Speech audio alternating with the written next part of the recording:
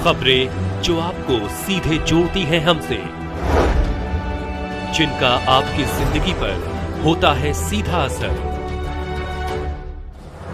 खबरों की वही तस्वीर, बिना बदले बिना डरे, जज्बा सच का लिए, सच दिखाते हैं।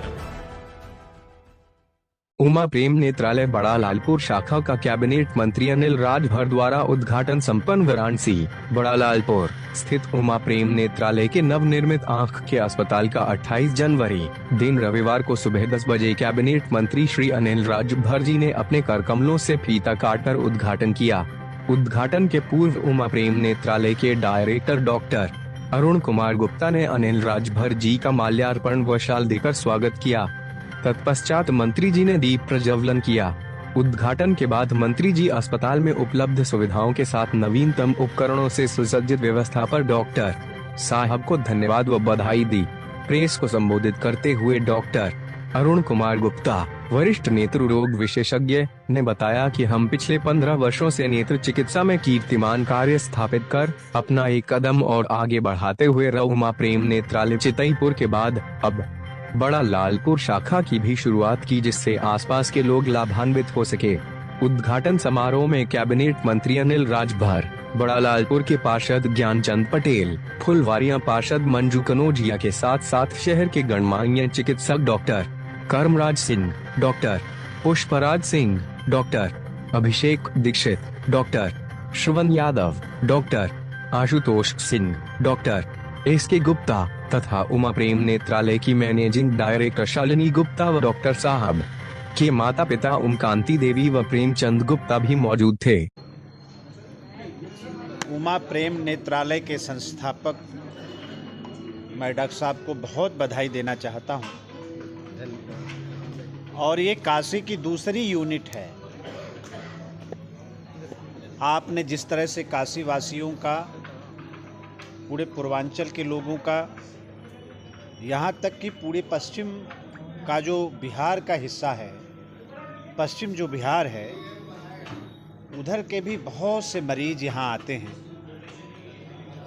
यहाँ का पूरा स्टाफ, विद्यालय परिवार, पूरा हॉस्पिटल परिवार जितनी तन्मयता के साथ एक सेवा भाव से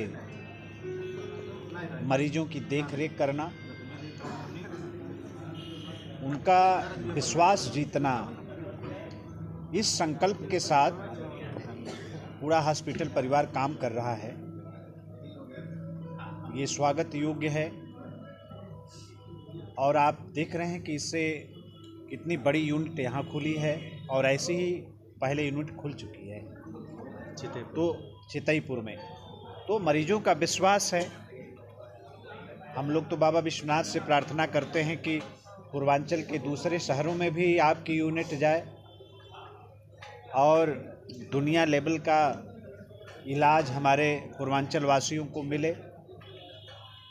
मैं इस अवसर पर ढेर सारी शुभकामना डॉक्टर साहब को देता हूं और पूरे हॉस्पिटल परिवार को मेरे तरफ से शुभकामना है इस शुभ अवसर पर।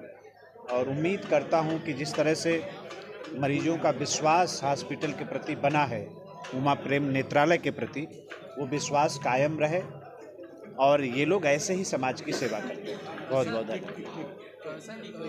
नीतीश कुमार फिर से बीजेपी में जुड़ने वाले हैं, इस पर आप क्या कहेंगे? अटकलें लगाई जा रही हैं। देखिए, राजनीति हम लोगों ने पहले भी कहा, बिहार में जो विकास का एक कालखंड आया, वो भारतीय जनता पार्टी और नीतीश जी के गठबंधन के बाद ही आया, जब सरकार बनी। राजनीति में गलतियां होती हैं। अगर नीतीश जी को अपने गलतियों का एहसास हो रहा है और वो पुनः भाजपा के साथ आना चाहते हैं, विकासवादी राजनीति को प्राथमिकता देना चाहते हैं, तो उनका स्वागत है। हम लोग तो विकास की ही बात करते हैं।